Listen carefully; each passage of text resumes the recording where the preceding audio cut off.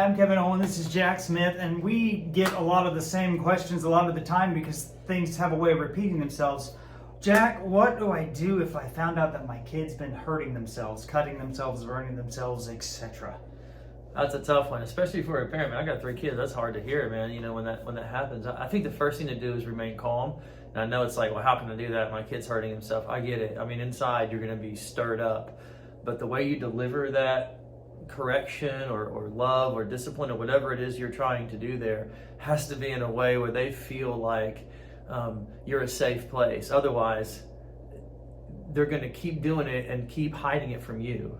There are a few things that cause suicidality.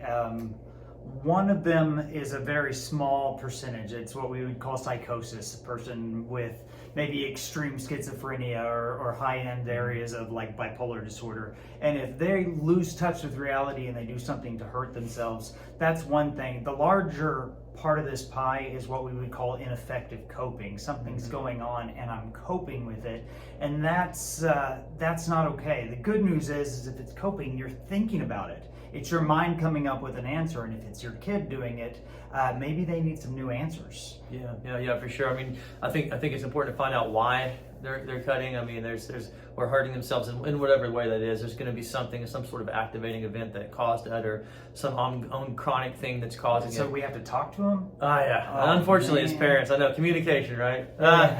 It's very important, though, to find out what it is. And then I think the next thing would be is to find out why that self-harm is fixing the problem in their mind. Like what are you getting out of this? What's the reward for this? Are you sure this is what you want? Because a lot of times it's just that's an impulsive way to do it, and you know, social media and stuff and it's easier to use that as an option. But to find out, what are you trying to get? How are you trying to fix the problem? And then again, finding a different coping skill to do that. If trying to fix it doesn't work, you've tried counseling, you've tried teaching, you've tried having conversations, and it doesn't work, well, then it's okay to discipline this stuff. Here's what I would say to a kid that were mine or a kid that I cared about. If I were to threaten one of Jack's kids, he would mess me up. I would, like, you would see the remains of hair and bruises everywhere. What if it's your kid threatening your kid? It's a different thing altogether, and you are allowed to discipline this. A lot of parents are like, but what if they do something worse? You can't leverage your health and your well-being because you're angry and you're hurt or you're sad. It doesn't work like that. You can punish it. Yeah, I mean, they're already doing something that you don't like. If you think they're going to do something worse, they're probably already going to do it. I mean, you're the biggest influence in your kid's life. You're going to be the one that has to change their behavior by the relationship and the bond that you have with them. And honestly, it sucks because you're probably going to have to change some things about yourself to be able to relate to them or to come across like you care, or like you're a safe place.